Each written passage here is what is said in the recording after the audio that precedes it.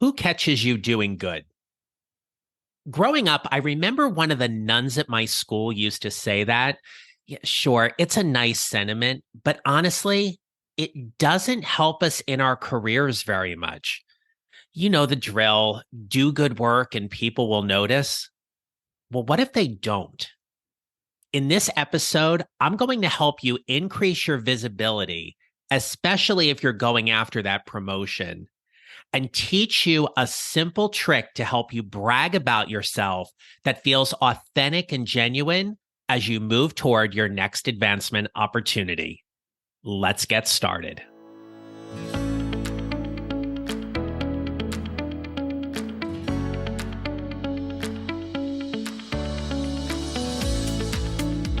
Hello, my friends. This is episode 173 of the Mid-Career GPS podcast. I'm your host, John Narrate. I help mid-career professionals who feel stuck, undervalued, and underutilized show up to find a job they love or love the job they have by using my proven four-step formula. Now, if you're looking for some help in navigating your mid-career transition, I've got a free resource to help you. My guide is called 5 Mistakes Mid-Career Professionals Make and Need to Stop Doing, and it'll help you focus on what matters in your job search and your career progression. You can check the show notes or visit my website at johnnarrate.com to download your free guide, and let me help you figure out whatever is next for you and your career. And while you're on my website, make sure to check out the resources tab for other free and paid resources as well. To give you some context about today's episode, I don't think bragging about how wonderful you are is an admirable trait, but I do believe there are times when we have to do it. You see, no one is going to sing your praises or advocate for you as much as you can and should do. So when I'm working with my clients and we're talking about how they can show up from this place of value and service and talk about their accomplishments where they don't feel like they're bragging or boasting, we have to get very clear about their thoughts. So here's my question for you. What do you think about people who brag about themselves? Perhaps you find them selfish, arrogant, cocky, overconfident, full of themselves. Well, what I want to offer you here is that this doesn't have to be you. So as you're thinking about how people brag about themselves and your thoughts about that, I want to pose this other question. What do you think about people who are humble? Do you find them to be quiet? Do they fit in with everyone else? Do they often kind of blend in with their surroundings? Well, if you're on social media, regardless of what platform you're on, you probably are following certain influencers who, let's just admit, they are pretty good about touting how great and wonderful they are. Do you think they're bragging about themselves? If you've been to see one of Taylor Swift's concerts this summer, or you know who she is, obviously you probably do know who she is. Do you think she brags about herself? You can bet darn sure she brags about herself, but watch how she does it. She does it with a certain confidence and conviction that this is who I am. This is what I stand for. It ties in directly with her values. And in a lot of ways, and I'm not a huge Taylor Swift fan, but in a lot of ways, what happens is that what she puts out there, she is so confident and assured of herself because she knows what her audience and her fans and her listeners want. And so the more confident she is in delivering that, the more confident she is in that messaging. Well, how can you take that example and bring that over into what's going on in your career? In other words, how can you professionally toot your own horn and increase your visibility and get noticed more often as the outstanding professional you are, well, I've got some tips for you. More than likely, if you are listening to this podcast, you are a heart-centered mid-career professional who refuses to settle in their career. You realize that you have a lot more left in your career, impact that you want to make, and you don't want to be overlooked by your upper management for doing the role that you see yourself as a potentially and honestly great fit at doing. But the problem here, or the challenge is that how do you tell that story where you're being inclusive, but at the same time showcasing your talents and abilities? This is important for you because this is what comes up with your annual performance review. It comes up when you're interviewing, and on some level, it comes up when you're networking. So here's a few tips to help you consider how to tell your story a little bit differently. So the first thing is, I want to offer you to share success stories in the context of team achievements. So when you're talking about a successful project or task that your team was able to do, what I want you to do here is to emphasize what the team effort was and acknowledge certain contributions of your teammates. But I also want you to pull it back to what were you directly responsible for? If that project was successful under your leadership, how did you do that? How were you developing people on the team to be more successful? It is absolutely okay and strongly advised that you celebrate your team's success, but you have to remember that when you're looking for that promotion and looking to move up and level up, you have to bring it back to your specific results and what you did. So yes, the team did this, but under your leadership, what did you do? Where were you the motivator, connector, the thought provoker, the challenger, the advocate? I want you to really think about your team's achievements directly connected to what you yourself did. Now, on multiple podcast episodes, I have shared this next tip, and it's important for me to reiterate it here. But when you think about showcasing your talents and abilities, a lot of times people are fearful that they're going to come across as being a braggart. Here's how we change that. The brain is triggered very differently when it hears this word, help.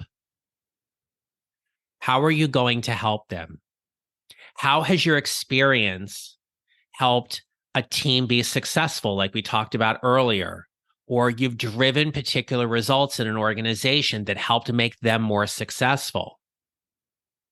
By being generous with your knowledge, you'll absolutely earn the respect and admiration of your colleagues, but part of that is due because you are being helpful. You are that resource for them. You are offering your expertise and support to others without being pushy. At the top of every episode, you hear me say, I help mid-career professionals who feel stuck, undervalued, and underutilized show up to find a job they love or love the job they have. That is me putting my value out there, but it is also me being very confident in that I know what works. I know how to help people. I know how to help people who are feeling miserable in their careers get out of it so they can get back to work and into a job that they feel far happier than where they are now. And I do that because I know how to help them. So I want to offer for you, where are you helping within your organization?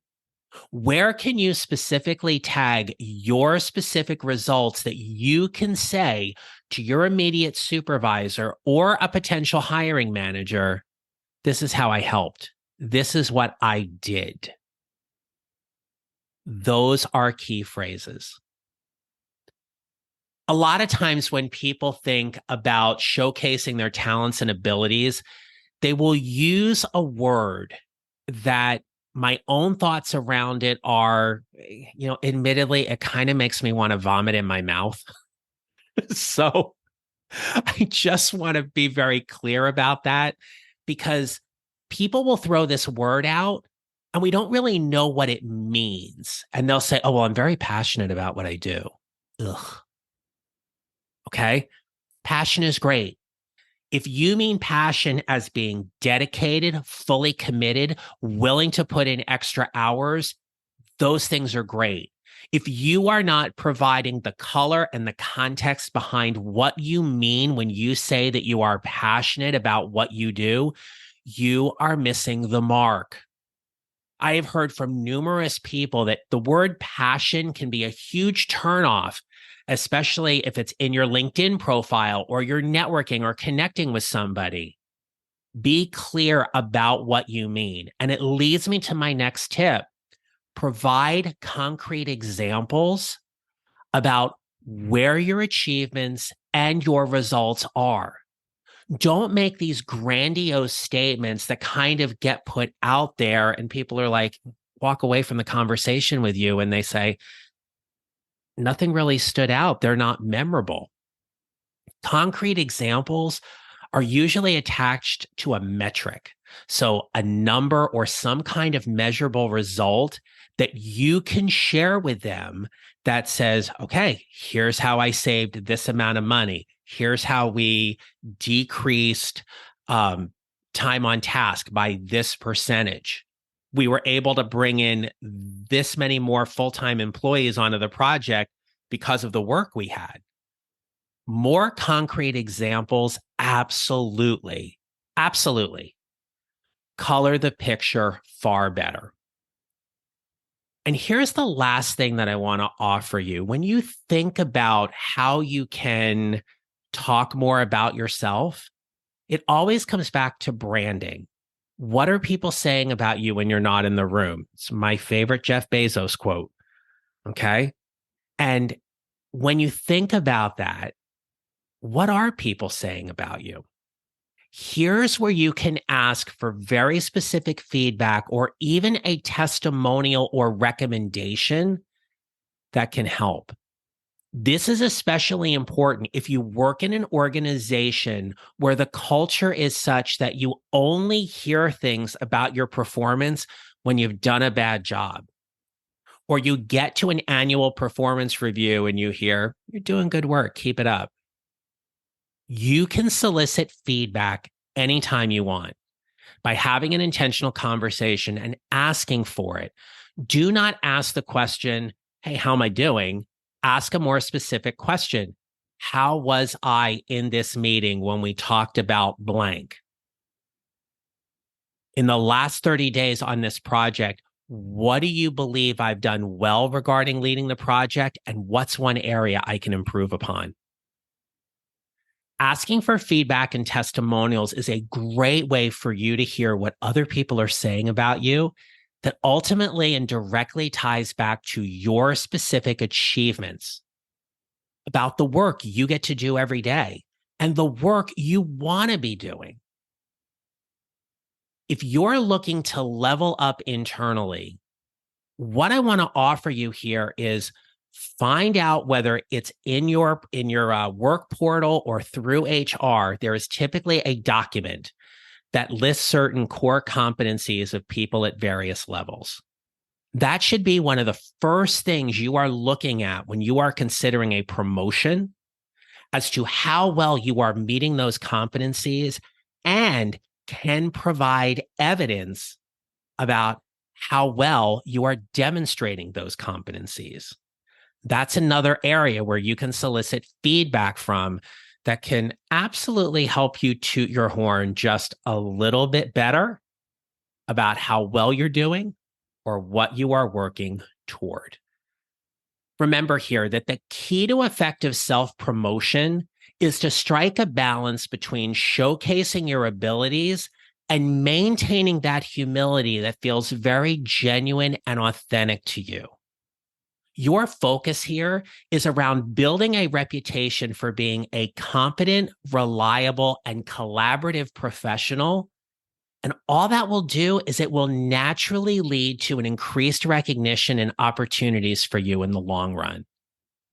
But talking about yourself and doing it in a way that feels very natural and genuine and authentic, especially when you incorporate the word help in terms of who you help and what you help them do specifically, I assure you will absolutely change your narrative and the way people are hearing that. And hopefully, that all leads to your next advancement opportunity. So, my friends, remember this. We build our mid-career GPS 1 mile or 1 step at a time, and how we show up matters.